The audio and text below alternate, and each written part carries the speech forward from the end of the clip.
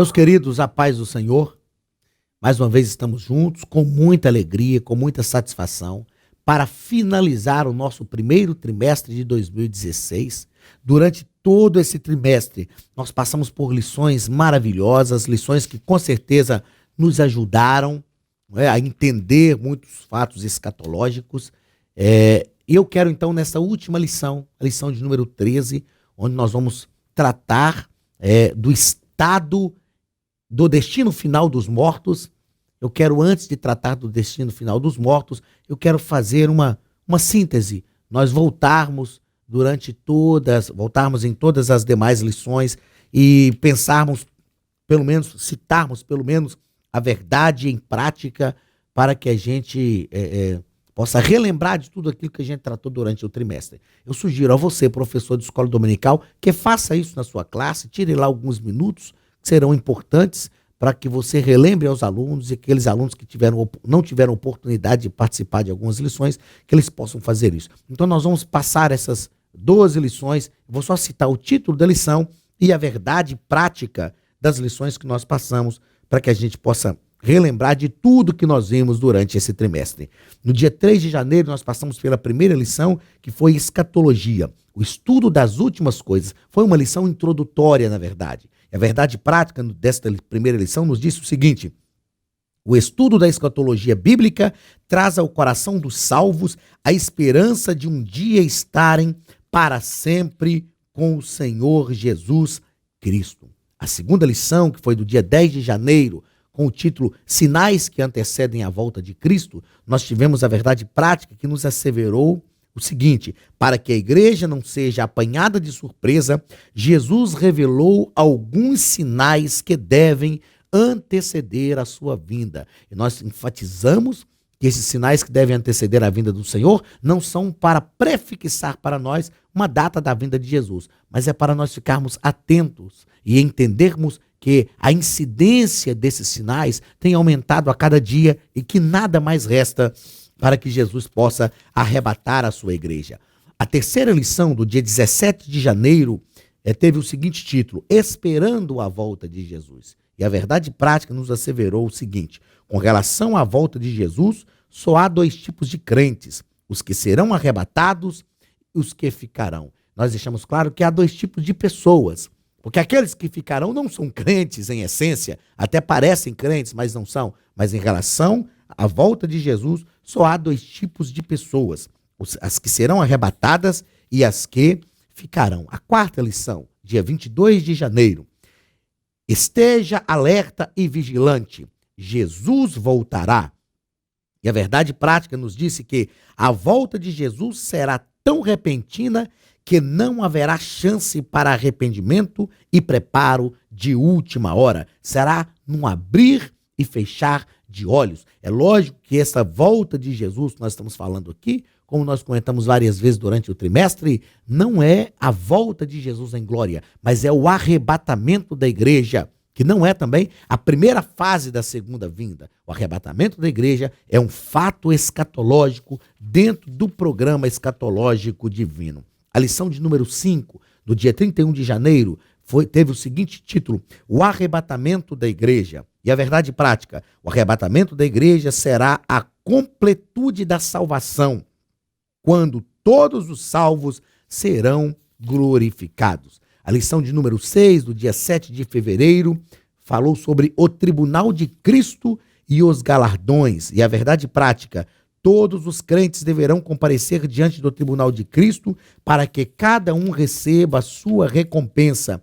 E nós vimos que o tribunal de Cristo não julgará pessoas, não julgará os crentes, mas as obras dos crentes, para que cada um receba a sua recompensa conforme as suas obras. Já estarão salvos, mas serão galardoados por Cristo. Lição de número 7, do dia 14 de fevereiro: as bodas do Cordeiro. E a verdade prática: nas bodas do Cordeiro, todos os salvos em Jesus Cristo estarão reunidos e viverão para sempre com o Senhor. As bodas do Cordeiro acontecerá enquanto estiver ocorrendo a grande tribulação aqui, e será depois do tribunal de Cristo. Lição de número 8, do dia 21 de fevereiro de 2016, falou sobre a grande tribulação. E a verdade prática nos disse o seguinte: depois que os crentes em Jesus Cristo tiverem sido arrebatados, a grande tribulação começará na terra. E nós falamos sobre as teorias do pré-tribulacionismo, mid-tribulacionismo e pós-tribulacionismo, mas deixamos claro que nós cremos no pré-tribulacionismo. A igreja será arrebatada antes da grande tribulação. Lição de número 9, do dia 28 de fevereiro. O título foi A Vinda de Jesus em Glória. Aqui sim, a segunda vinda de Cristo, quando ele virá em glória e todo olho o verá. A verdade prática nos diz o seguinte: a vinda de Jesus para implantar o milênio porá fim a todas as forças do mal e dará início a um futuro glorioso na terra. A vinda de Jesus em glória será o momento em que ele estabelecerá o milênio. E na lição de número 10, nós tratamos efetivamente do milênio, com o seguinte título: Milênio, um tempo glorioso para a terra. A verdade prática nos disse o seguinte: o mundo conhecerá o reinado de Jesus durante o milênio. Será um tempo de paz e harmonia jamais visto. O mundo conhecerá o reinado de Jesus durante o milênio. Será um reinado prático de Cristo na terra, onde haverá paz, onde haverá igualdade social, onde toda a terra receberá a bênção do Senhor Jesus, que se assentará no trono em Jerusalém para reinar. A 11ª, a antepenúltima lição, do dia 13 de março de 2016, falou sobre o juízo final. E a verdade prática: todos os ímpios terão que prestar conta dos seus atos perante o Supremo Juiz. Todos os ímpios comparecerão. Será o momento em que os ímpios serão recompensados pelas suas más obras e a justiça de Deus será vindicada sobre todos aqueles que executaram a maldade em toda a história da humanidade. A penúltima lição, 12ª lição, a lição que nós estudamos para o domingo passado, a lição de domingo passado, do dia 20 de março de 2016. A lição teve o seguinte título: Novos céus e nova terra. A verdade prática: os crentes viverão eternamente com Jesus Cristo na cidade santa, a Nova Jerusalém. E essa lição alegrou muito a nossa alma, encheu ainda mais de esperança o nosso coração, porque nós sabemos que há uma nova cidade, um lugar onde nós viveremos em paz com o Senhor. Como nós falamos na lição passada, um lugar santo, um lugar de comunhão e um lugar de relacionamento. Para lá vão os santos, para lá vão aqueles que têm comunhão com Cristo e para lá vão aqueles que se relacionam com o Senhor. Chegamos então, meus queridos, à última lição, como nós falamos. Lição de número 13, do dia 27 de março. O título da lição é O Destino Final dos Mortos. Qual o destino final dos mortos? E a verdade prática: os salvos que morreram em Cristo aguardam a ressurreição nos céus e os ímpios esperam no Hades, em sofrimento indizível. E nós vamos perceber que os que morreram tanto com Cristo quanto sem Cristo já estão num lugar esperando a ressurreição. Os que morreram em Cristo, a primeira ressurreição, e os que morreram sem Cristo, aguardando a segunda ressurreição, a ressurreição para o julgamento. E eu quero deixar claro que, não obstante muitas coisas que nós aprendemos e ouvimos em relação a tudo isso, nós precisamos entender que Paulo diz que nós não precederemos aos que dormem. E aqueles que morreram sem Cristo também não irão para o inferno, para o lugar de sofrimento, sem antes passar pelo julgamento. Então, eles estão aguardando num lugar subsidiário, digamos assim, ou um lugar anterior ao céu e anterior ao inferno, onde eles estão aguardando a ressurreição, ou para a vida eterna, ou para a morte eterna. A Bíblia diz que o pó volte à terra e o espírito volte a Deus quem o deu. Tanto o espírito de crentes como de não crentes tem que voltar ao Senhor para receber o seu destino, porque o Senhor Jesus tem o poder de julgar. Tiago nos ensina que nós não devemos temer aquele que pode matar o corpo e nada pode fazer com a alma. Nós devemos temer antes aquele que, além de matar o corpo, pode destinar a alma ao inferno. Então, o espírito volta a Deus, tanto dos que morreram com Cristo, quanto dos que morreram sem Cristo. Tanto as delícias do céu, quanto as agruras do inferno, só serão conhecidas por aqueles que morreram depois de ressuscitados. Não é? Os que passarem pela primeira ressurreição, a Bíblia diz que benditos que fazem parte da primeira ressurreição, porque estarão no céu com o Senhor. Mas os que ressuscitarem na segunda ressurreição, depois do milênio, já para o trono branco, receberão o veredicto de Deus para a morte eterna. Vamos então ao texto áureo da nossa lição, da 13ª lição. O texto áureo da nossa lição está na primeira carta aos Coríntios, capítulo 15, e o versículo 19, que nos diz o seguinte: se esperamos em Cristo só nesta vida, somos os mais miseráveis de todos os homens. A nossa grande esperança em Cristo Jesus não está realmente tão somente nesta vida. A nossa grande esperança é que nós ressuscitaremos. Estaremos para sempre com o Senhor na Nova Jerusalém, desfrutando de paz, de harmonia ao seu lado. Ponto central da nossa última lição: os crentes que dormem no Senhor vão ressuscitar para a vida eterna e os ímpios para o castigo eterno. Esse é o ponto central, o cerne da nossa lição. E como nós falamos, os que dormem com Cristo, os que morreram salvos, já estão com a sua salvação garantida. E os que morreram sem Cristo, não somos nós que julgamos, não somos nós. Como nós saberemos hoje das pessoas que morreram com Cristo ou sem Cristo, das pessoas que foram salvas ou não foram salvas? A salvação pertence a Deus e a salvação é uma linha tênue.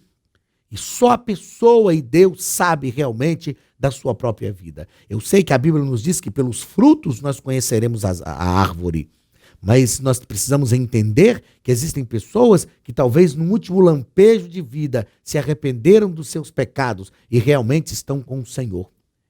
Eu me lembro que numa sala de aula um irmão me disse que não concordava com isso, achava isso uma injustiça com aqueles que estão lutando para servir a Deus, mas a Bíblia diz que Deus não quer que nenhum homem se perca, antes que todos venham ao conhecimento da verdade. Eu creio que qualquer pessoa que já conhece a Cristo, no último lampejo, no último suspiro de vida, ela pode se arrepender e realmente ser salva. E isso não é injusto para conosco, que já estamos servindo ao Senhor e lutando pela nossa salvação, porque as pessoas que podem se converter no último momento de vida sofrem muito aqui nesta terra por viverem sem Cristo. Entretanto, eu e você que vivemos com Cristo já estamos desfrutando do reino de Deus aqui nesta terra.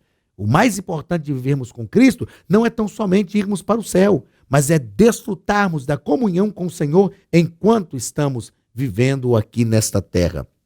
Então nós não podemos julgar a salvação de ninguém. Só Deus e a pessoa realmente sabe se elas foram salvas ou não. Então as pessoas que morreram aparentemente para nós sem Cristo, poderão estar num lugar de descanso eterno. Então, mais uma vez, repetindo o ponto central, os crentes que dormem no Senhor vão ressuscitar para a vida eterna e os ímpios para o castigo eterno. Objetivos da nossa lição, objetivo geral da nossa lição: mostrar que os salvos vão aguardar a ressurreição no paraíso de Deus e os ímpios esperam no Hades. Então nós veremos nesta lição que os salvos estão aguardando no lugar de descanso e os ímpios estão aguardando para serem destinados à morte eterna. Objetivos específicos. O primeiro objetivo: explicar o estado intermediário dos mortos. O segundo objetivo: saber a real situação espiritual dos mortos. E o terceiro objetivo: mostrar o destino final dos mortos. Leitura bíblica em classe. Lucas capítulo 16, versículos 19 ao versículo 26, que nos diz o seguinte: ora, havia um homem rico e vestia-se de púrpura e de linho finíssimo e vivia todos os dias regalada e esplendidamente. Havia também um certo mendigo chamado Lázaro, que jazia cheio de chagas à porta daquele, e desejava alimentar-se com as migalhas que caíam da mesa do rico, e os próprios cães vinham lamber-lhe as chagas. E aconteceu que o mendigo morreu e foi levado pelos anjos para o seio de Abraão. E morreu também o rico e foi sepultado. E no Hades ergueu os olhos, estando em tormentos, e viu ao longe Abraão e Lázaro no seu seio. E clamando disse: Abraão, meu pai, tem misericórdia de mim, e manda a Lázaro que molhe na água a ponta do seu dedo e me refresque a língua, porque estou atormentado nesta chama. Disse, porém, Abraão: Filho, lembra-te de que recebeste os teus bens em tua vida, e Lázaro somente males, e agora este é o consolo, este é o consolado, e tu atormentado. E além disso está posto um grande abismo entre nós e vós, de sorte que os que quisessem passar daqui para vós não poderiam, nem tampouco de lá passar para cá. É necessário que nós expliquemos algumas coisas em relação a esta parábola, né? O que era a parábola? Parábola era um recurso didático que Jesus utilizava para descortinar, para desvendar, para fazer as pessoas entenderem verdades espirituais. A parábola do rico e do Lázaro é muito diferente dentre todas as parábolas da Bíblia. A parábola do rico e do Lázaro é chamada de parábola porque não é um fato, isso não ocorreu. Parábola era alguma coisa que Jesus contava, que não era um fato, não era algo realmente que tinha acontecido, mas Jesus contava para elucidar a mente dos seus discípulos, das pessoas que ele ouviam, algumas coisas. Então, a parábola do rico e do Lázaro não é um fato. E Jesus contou esta parábola para quebrar na mentalidade judaica a crença de que as pessoas que viviam uma vida pobre, uma vida de dificuldade, já estavam destinadas ao inferno. E as pessoas que viviam uma vida tranquila, uma vida regalada, uma vida de muito bens, já estavam destinadas ao céu. Jesus então insere nessa parábola, nesse contexto, Lázaro, que era um mendigo conhecido ali pelos discípulos, e ele coloca este homem rico, justamente para quebrar, para mostrar aos discípulos que esse rico foi destinado, poderia ser, ou estava sendo destinado à perdição eterna, e Lázaro destinado ao descanso, no que a Bíblia chama aqui de seio de Abraão, que nós entendemos como o paraíso, um lugar de descanso. Mas nós precisamos entender que isto não aconteceu, isso não é um fato. Segundo os estudiosos, e dentre eles estou eu, naquilo que eu também acredito, a parábola do rico e do Lázaro é uma prolepse. O que é uma prolepse? É trazer o futuro ao presente. O que Jesus está mostrando na parábola do rico e do Lázaro serão fatos que ainda acontecerão, fatos escatológicos que acontecerão. Não é? Porque se nós pensarmos na literalidade desta parábola, nós precisamos literalizar todas as demais parábolas da Bíblia. Isso é um princípio hermenêutico. E se nós literalizarmos todas as parábolas da Bíblia, nós teremos alguns problemas sérios, como teremos problemas sérios também nesta parábola. Se nós formos pensar esta parábola de forma literal, o rico já estava num outro mundo, num mundo metafísico, que não é o nosso mundo. Se nós pensarmos que Lázaro está lá também, nós estamos confundindo esses mundos e mostrando que este rico está pedindo para Lázaro molhar o dedo em água. E água é algo do nosso mundo e não do mundo, digamos assim, do mundo do lado de lá, desse mundo espiritual, desse mundo metafísico. Não é? Se nós pensarmos nessa situação também, nós iremos acreditar que há uma consciência nessas pessoas que estão lá, que elas podem dialogar, que há um mundo ativo após a morte, onde as pessoas estão dialogando, estão conversando umas com as outras, e aí nós entramos numa seara muito perigosa, num terreno muito perigoso, porque nós começamos a trilhar um caminho que os espíritas defendem, desta consciência após a morte, deste mundo ativo após a morte. Então a parábola do rico e do Lázaro não é uma parábola, é uma prolepse. E se nós não podemos construir doutrinas bíblicas baseadas em parábolas, isso não é hermeneuticamente correto, muito menos construir uma doutrina bíblica baseada na parábola do rico e do Lázaro, que é uma prolepse. Vamos então à nossa lição, onde nós conseguiremos compreender algumas coisas sobre o destino final dos mortos. O destino final. O que é importante para nós na nossa lição hoje? Entender o destino final dos mortos. O destino intermediário dos mortos aqui, a Bíblia vai tratar de forma incisiva, vai tratar de forma clara, mas o importante da nossa lição, e eu sugiro a você, professor, que se atenha a isto, se atenha ao título da lição, à proposta, ao assunto da lição, que é o destino final dos mortos. E quanto a isso, não há dúvida nenhuma, não há nenhuma dificuldade bíblica, não há nenhuma dificuldade teológica ou hermenêutica, nenhuma dificuldade para nós realmente determinarmos pela Bíblia qual o destino final dos mortos. Muito bem, na nossa introdução, o comentarista coloca que pela fé já temos assegurado um futuro glorioso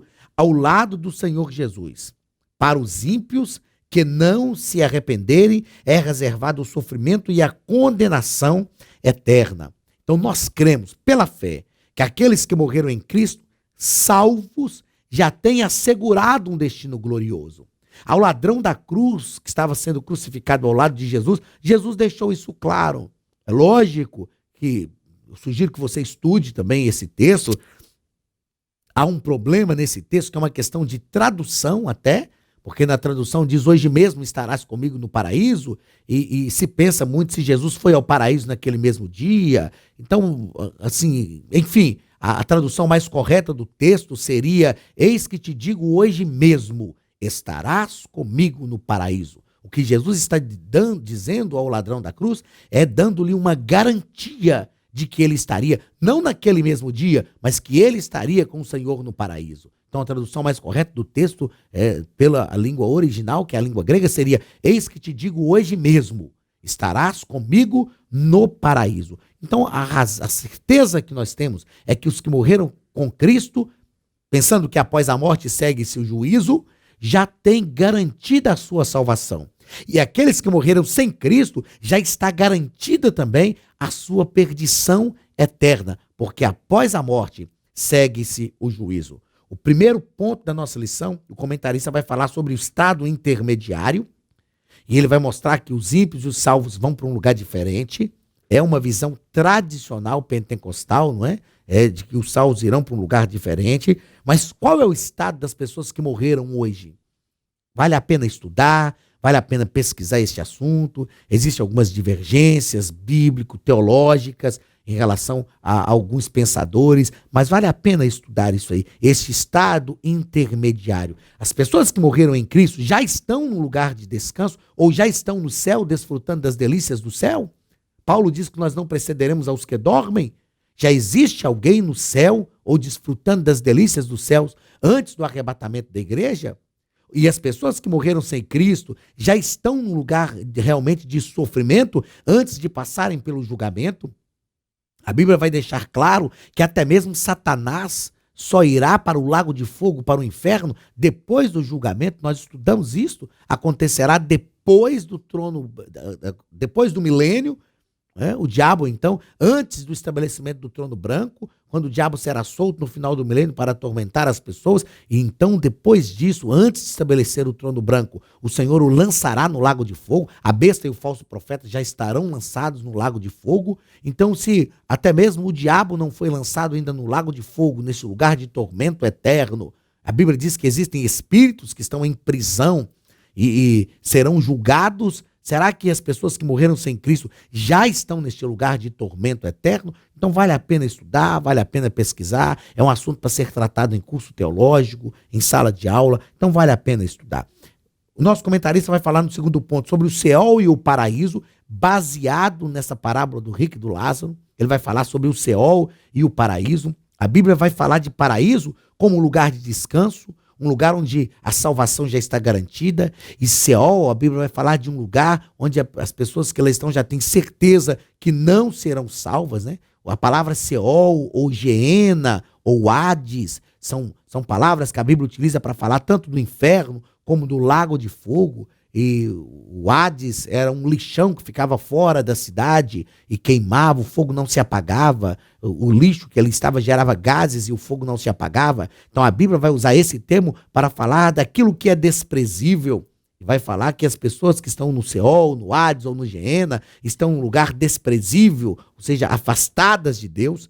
Então, é um termo que a Bíblia vai utilizar para falar tanto de um lugar onde irão as pessoas sem Cristo e o paraíso, ou o lugar onde irão as pessoas com Cristo. O terceiro ponto vai falar sobre o lugar dos mortos.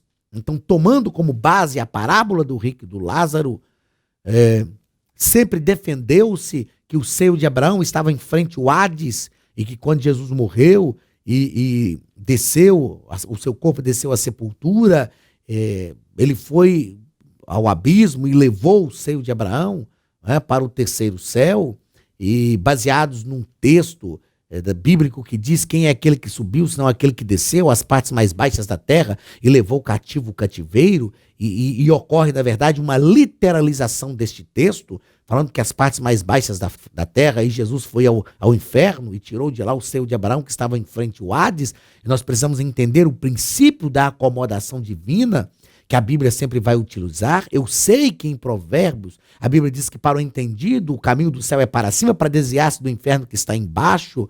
Mas onde realmente está o inferno? O inferno está aqui abaixo de nós nessa terra, o céu realmente está para cima. Então é uma linguagem metafórica, é o princípio da acomodação divina que a Bíblia utiliza para falar das coisas dos céus estão sempre para cima e as coisas do inferno estão sempre para baixo. Então é preciso pensar em relação a isso para nós compreendermos. Eu acredito que quando a Bíblia diz: quem é aquele que subiu, senão aquele que desceu às partes mais baixas da terra e levou cativo o cativeiro. O que é isto? Aquele que subiu, senão aquele que desceu, é sem dúvida o próprio Cristo. Quando a Bíblia fala aquele que desceu, a Bíblia está falando da humilhação de Cristo.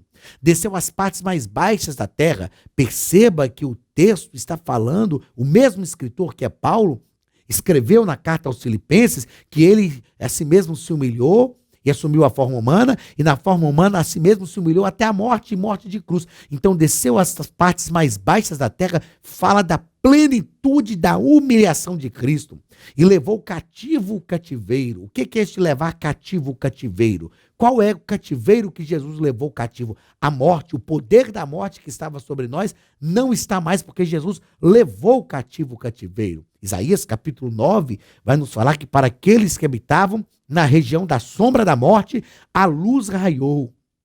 Então entendamos o texto que diz: quem é aquele que subiu, senão aquele que desceu? O próprio Cristo. Desceu, a encarnação de Cristo. As partes mais baixas da terra, a humilhação de Cristo, a si mesmo se humilhou até a morte e morte de cruz. Levou cativo o cativeiro. Quando Jesus ressuscitou, ele consumou a vitória sobre a morte. Então ele levou cativo, ou seja, o cativeiro era o poder da morte que estava sobre nós. Ele levou cativo e ele venceu de uma vez por todas. E em Cristo nós também somos vencedores. O apóstolo Paulo, falando sobre esse levar cativo o cativeiro, ele vai nos descrever em outros textos bíblicos, dizendo que se cremos que Deus ressuscitou a Cristo, ele também ressuscitará os nossos corpos mortais. Então vale a pena uma investigação, vale a pena um estudo em relação a essa visão da parábola do rico e do Lázaro, que não é parábola, uma doutrina, na verdade, se construiu em relação à parábola do rico e do Lázaro, que é uma prolepse de que o seio de Abraão estava em frente ao Hades e que as pessoas vinham umas às outras e, sobretudo, que era possível conversar umas com as outras. E como eu já disse e repito, nós precisamos pensar muito bem essa questão, porque senão nós começamos a trilhar um caminho que o Espiritismo também trilha, sobre a consciência, sobre um diálogo, sobre um mundo ativo lá do outro lado da vida. Vamos ao segundo ponto da nossa lição: a situação dos mortos. Então, qual é a real situação daqueles que já morreram? Nós já explicamos sobre isso aqui, falando sobre esse estado intermediário dos salvos e também sobre o estado intermediário dos ímpios. Nós já falamos, eles estão em um lugar aguardando a ressurreição, os salvos aguardando a primeira ressurreição para a salvação eterna, os ímpios aguardando a segunda ressurreição para a perdição eterna. No segundo parágrafo aqui, o comentarista coloca que os justos são recebidos pelo Senhor, né? E nós entendemos que a Bíblia diz que o pó volte à terra e o espírito volte a Deus. Então o espírito tanto de justos quanto de injustos, o espírito de todos aqueles que morrem, volta a Deus, porque Deus quem o deu. O Espírito que foi dado por Deus para dos homens não são só daqueles que receberam a Cristo como Salvador. Todos os seres vivos têm um Espírito que foi dado por Deus. E no terceiro parágrafo, o comentarista vai falar sobre o estado intermediário dos ímpios, que eles estão num lugar também aguardando a ressurreição para a perdição eterna. É lógico que você percebeu estudando a lição que o nosso comentarista vai falar baseado na parábola do rico e do Lázaro, que eu repito, é muito perigoso nós construirmos uma doutrina sobre isso numa parábola que não é uma parábola, que na verdade é uma prolepse. Vamos então, meus queridos, ao terceiro ponto, que é o foco central da nossa lição. O destino final dos mortos. Qual o destino final dos mortos? Aqueles que morreram em Cristo. O estado final dos salvos. Eles ressuscitarão na primeira ressurreição. E a Bíblia diz que bem-aventurado aqueles que fazem parte na primeira ressurreição.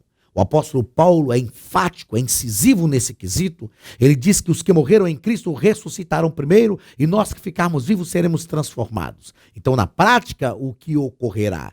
Ao ressoar da última trombeta, dada a voz de alarido, com trombeta de Deus e voz de arcanjo, os que morreram em Cristo serão ressuscitados. E enquanto esses que morreram, e é lógico que isso acontecerá num piscar de olhos, será muito rápido, num abrir e fechar de olhos. Enquanto esses que morreram em Cristo serão ressuscitados, nós, os que estivermos vivos, seremos transformados e juntos subiremos a encontrar com o Senhor nos ares. Nós não precederemos aos que dormem e nem seremos precedidos por Ele.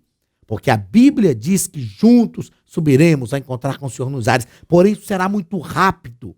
Paulo nos diz que isso será um grande mistério, vai acontecer de forma rápida. É um milagre operado por Deus. Os que morreram em Cristo ressuscitarão, nós ficarmos vivos, seremos transformados, seremos raptados, arrancados com força, tomados desta terra e levados pelo Espírito Santo para encontrar com o Senhor nos ares. Os que morreram em Cristo, então, o estado final dos mortos, os que morreram em Cristo, ressuscitarão com corpos glorificados e estarão para sempre com o Senhor. O estado final dos ímpios, infelizmente, esses que morreram sem Cristo, e eu repito, não sou eu que determino quem morreu sem Cristo, não é você, o próprio Deus é quem sabe disto. Será um mistério. Nós costumamos falar e ouvimos muito, é uma verdade, que o céu será um lugar de surpresas. Talvez pessoas que nós acreditamos que nunca veríamos no céu, elas estarão lá. E talvez pessoas que nós tínhamos a convicção que estariam, elas não estarão lá. Mas isso pertence ao Senhor, isso pertence a Deus. Ele é o juiz, é Ele quem julga, é Ele que sabe de todas as coisas. A salvação vem do Senhor. O estado final dos ímpios. Os ímpios ressuscitarão na segunda ressurreição. Após a grande tribulação, após o milênio, eles ressuscitarão após a morte, após Satanás ser lançado no lago de fogo. Então os que morreram sem Cristo, os ímpios, ressuscitarão para comparecer diante do trono branco. Quando nós estudamos sobre o trono branco, nós falamos disso, que a terra deu os mortos que nela havia, o mar deu os mortos que nela havia, e essa descrição já faz parte da ressurreição dos ímpios. Ressuscitarão para a perdição eterna e serão lançados no inferno, no lago de fogo, e serão lançados pelo Senhor. Este é o destino final, tanto dos que morreram em Cristo. É o que nós vimos aqui nesse terceiro ponto. Os que morreram em Cristo ressuscitarão da primeira ressurreição e terão como destino final um destino glorioso ao lado de Cristo. E os que morreram sem Cristo ressuscitarão na segunda ressurreição e terão como destino o trágico, o fatídico, o lugar onde estarão separados totalmente de Cristo, o inferno, o lago de fogo e enxofre. Muito bem, meus queridos. Foi um prazer estar com vocês durante todo esse trimestre. A Academia de Pregadores está fazendo a implantação de vários cursos, lançamento de vários cursos para que você possa ter mais subsídios. Fique conosco, participe do curso médio, participe do curso sobre as 7 leis do ensino. Participe, cresça em graça e em sabedoria, mas cresça também em conhecimento. Daqui a pouco nós estaremos juntos novamente. Na semana que vem nós temos o início de um novo trimestre para a glória do nome do Senhor Jesus. Nós aguardamos você. Foi muito bom estarmos juntos durante este tempo, durante este trimestre. Foi um tempo de crescimento para mim, foi um tempo de crescimento para a Academia de Pregadores. Eu tenho certeza que foi um tempo de crescimento também para você. O nosso desejo, o desejo da Academia de Pregadores, é que o Senhor continue lhe abençoando, que o Senhor possa te fazer prosperar muito ao lado da tua família, junto à tua casa. A Academia de Pregadores estará aqui, em nome de Jesus, até o arrebatamento da igreja, produzindo crescimento espiritual e crescimento em sabedoria, em graça, mas produzindo também o crescimento teológico para a glória do nome de Jesus. Muito obrigado. Receba mais uma vez o abraço do pastor Anderson Silva, da Academia de Pregadores. Fique conosco. Semana que vem nós temos o início de um novo trimestre, hein? Em nome de Jesus estaremos juntos. A Academia de Pregadores, a maior escola de curso teológico online. Que Deus te abençoe. Nós te aguardamos na semana que vem. Um grande abraço em nome de Jesus.